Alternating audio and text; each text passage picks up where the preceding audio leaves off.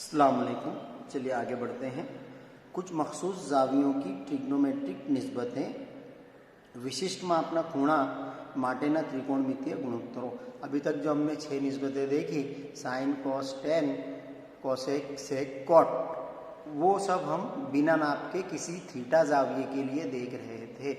अब हमें वही निस्बतें चंद मखसूस ज़ावियों के लिए देखनी है और उसका एक टेबल बनाना है जो हमें आगे की मिसालों में काम आएगा। अब वो टेबल कैसे बनाते हैं मैं आपको सिखा देता हूँ, वो आपको अच्छे से याद रखना है। सिर्फ चंद बातें याद रख के आप पूरे 6 ज़ावियों के लिए टेबल बना सकते हैं। देखते हैं वो टेबल किस तरह से बनता है। जिन मखसूस पैमाइशों के लिए हमें ये टेबल बनाना है वो है 0, 30, 45, 60 और 90 दर्जा। सब के सब दर्जे में, डिग्री में ये नाप है। इन्हीं के लिए हमें बनाना है 0, 30, 45, 60 और 90। इसके लिए हमें टेबल बनाना है। अब उस टेबल के लिए जो हमारे पास 6 ज़ाविये हैं उनके नाम हम इधर कैसे लिखेंगे। पहले साइन, फिर कॉस, फिर टेन। ये 3 को तो हम जानते हैं। 3 इनके माकूस। अब इनके माकूसों के नाम देखिए कैसे लिखने हैं। इनकी दूरी बराबर ले जानी, 10 के बाद कॉट, फिर सेक और फिर कोसेक।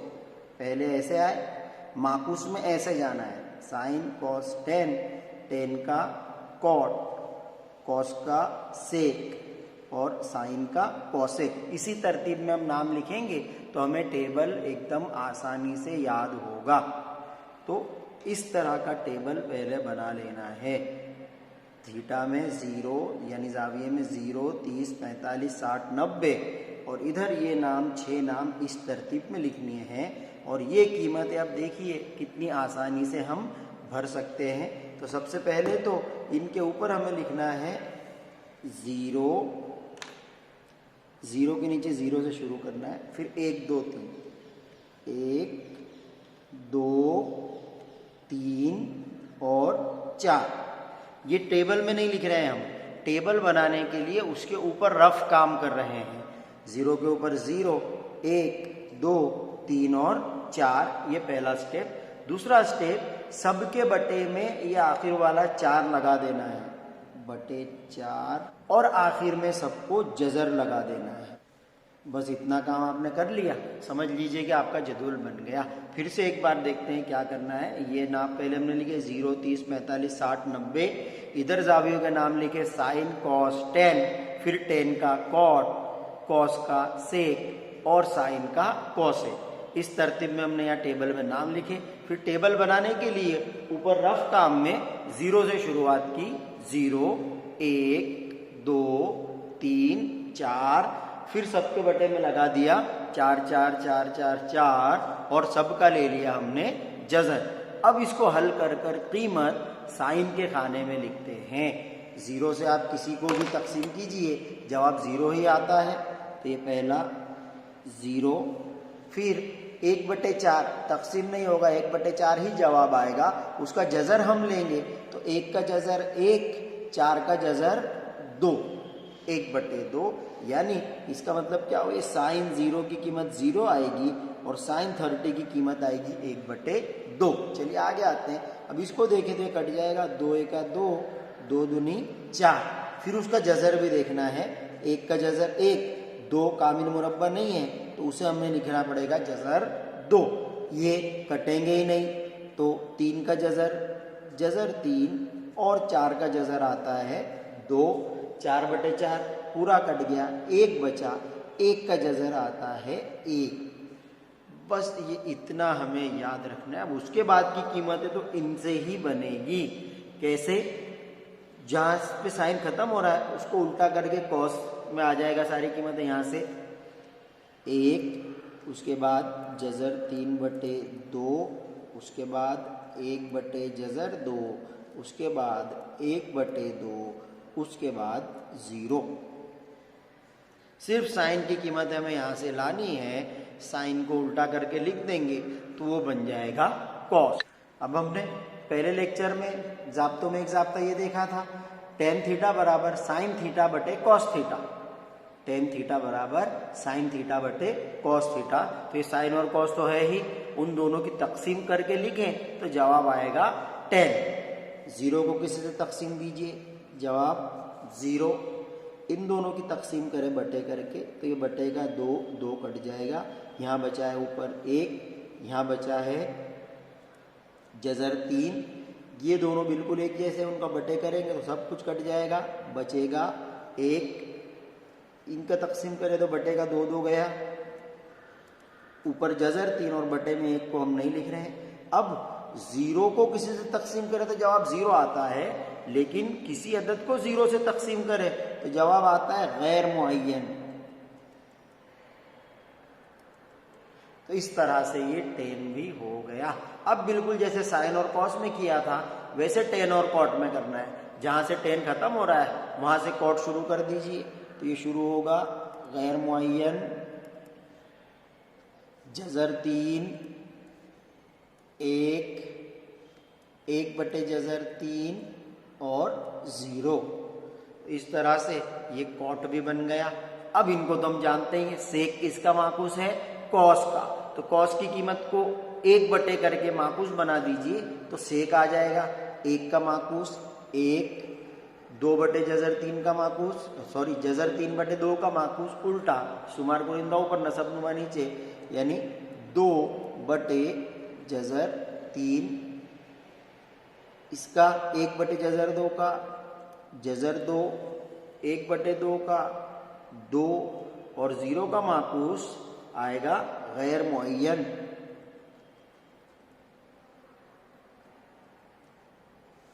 अब जैसे साइन और कॉस में किया था वैसे जहां से सेक खत्म हो रहा है वहां से कॉसेक को शुरू कर दीजिए। गैर मुअय्यन 2 जज़र 2, 2 बटे जज़र 3 और 1। तो इतनी आसानी से ये 6 निस्बतों का 1, 2, 3, 4, 5 जावियों के लिए जो कीमतों का जदूल है, टेबल है, वो इस तरह से बनता है। सिर्फ ये एक लाइन याद रखनी है, उसके बाद तो ये अपने आप बन जाता है।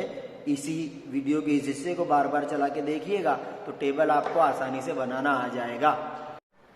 अब आगे की मिसालें हम इस जदूल पर से करेंगे। जदूल सही बना है कि नहीं उसका मैं आपको पहचान में बता देता हूँ कि हमारे पास जो 45 दर्जे वाला खाना है उसमें 2 कीमतें एक जैसी होनी चाहिए। 1 बटे जज़र 2, 1 बटे जज़र 2, 1 1 जज़र 2 जज़र 2। और जो गैर मुअय्यन आया है वो 4 बार आना चाहिए, 2 बार शुरुआत में, 2 बार आखिर में। ये चीज़ें हो यानी हमारा जदूल बिल्कुल सही बन गया। और बनाना एकदम आसान है। वीडियो को आप 2-3 बार चला के देखिएगा इस हिस्से को, तो आपको बनाना एकदम आसानी से आ जाएगा। आइए अब देखते हैं आगे की मिसालें। मिसाल नंबर 6, त्रिकोण एबीसी में खूणों भी काट खूणों 6, जाविया भी कायमा जाविया है। ए बी बराबर 5 अने ए सी बी बराबर 30, जाविया ए सी बी यानी जो सी है वो 30 है। तो बाजू बी सी अने ए सी नी लंबाई शोधो। तो हमें बी सी और ए सी की लंबाई मालूम करनी है। कर देते हैं लंबाई मालूम। उसके लिए हमने जो सीखा है उनका इस्तेमाल हमें करना होगा। चलिए सबसे पहले बी जाविया कायम है और ए बी 5 है, तो बी सी और ए सी मालूम करना है। बी सी की बात करें तो बी सी ये जो जिस जाविये का नाम दिया हुआ है 30 दर्जा, उसके लिए पाबा है, ए बी साबा है और ए सी कर्ण है। तो बीसी के लिए साबा और पाबा की निस्बत आप देखें तो वो 10 में आती है। 10 थीटा बराबर साबा बटे पाबा। तो पहले हम 10 का इस्तेमाल करते हैं। 10 30 जाविया 30 का दिया हुआ है सी पे, इसलिए 30 10 30 बराबर साबा, सालम पाक आता है, साबा बटे पाबा। 10 30 की कीमत हम जदूल में देखेंगे। ये हमारा बनाया हुआ जदूल, उसकी छोटी शक्ल मैंने ली है। तो 10 30, 10 के खाने में 30 कितना है, 1 बटे जज़र 3। जदूल को ऐसे देखना है 10 30, तो इधर से 10 इधर से 30, 1 बटे जज़र 3। तो 10 30 के बदले 1 बटे जज़र 3 बराबर साबा दिया हुआ है 5 और पाबा का नाप नहीं है, तो वहाँ पे हम लिखेंगे BC, इसलिए तिरछा जब जब करेंगे तो BCA का BC बराबर 5 जज़र 3। ये हमारा BC हो गया, जो हमें मालूम करना था कितना नाप आया उसका 5 जज़र 3। अब रह गया AC, तो AC जो है कर्ण है। कर्ण के लिए हम कर्ण और साबा की जो निस्बत है वो साइन होती है, तो साइन थीटा ले लें। इसी तरह साइन 30 यानी साबा न छेदमा कर्ण, साइन 30 देखे जदुल में कितना आता है तो साइन 30 1/2, इसलिए 1/2 बराबर साबा है 5 बटे कर्ण मालूम नहीं, उसका नाम है AC। तिरछा ये AC का AC बराबर 2×10, तो ये AC का भी नाप आ गया। देखिए कितने आसान ये मिसाल है, सिर्फ हमें जावियों की निस्बत और उनका ये जदूल याद होना चाहिए। तो जदूल तो बनाने का तरीका आपको सिखा दिया गया है। देखते हैं अगली मिसाल, मिसाल नंबर 7। त्रिकोण PQR में ખૂણો Q કાટખૂણો છે। मुसल्लस PQR में जाविया Q कायमा जाविया है। PQ बराबर 3 અને PR बराबर 6, PR 6 હોય तो जाविया QPR यानी P वाला जाविया અને जाविया PRQ यानी R वाला जाविया, ये दोनों जाविये हमें मालूम करने हैं। कर देते हैं। अब पहले अगर हम बात करें जाविया P की, तो P के लिए ये पाबा है और ये कर्ण है। P जाविये की बात करें तो ये है पाबा, छोटा सा मैं लिख रहा हूँ क्योंकि फिर R की बात करें तो बदलेगा, और ये है कर्ण।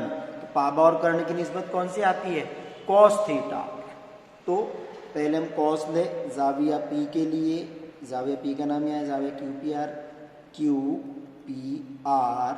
के लिए cos P बराबर cos P होता है पाक यानी पाबा ना छेदमा कर्ण, इसलिए cos P बराबर पाबा कितना है 3 बटे कर्ण कितना है 6, 3 का 3, 3 2 6, यानी cos P बराबर 1/2।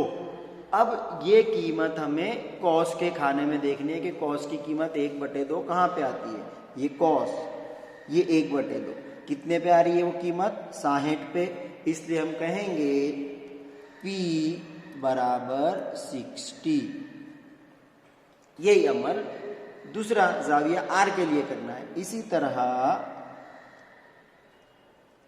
जाविया PRQ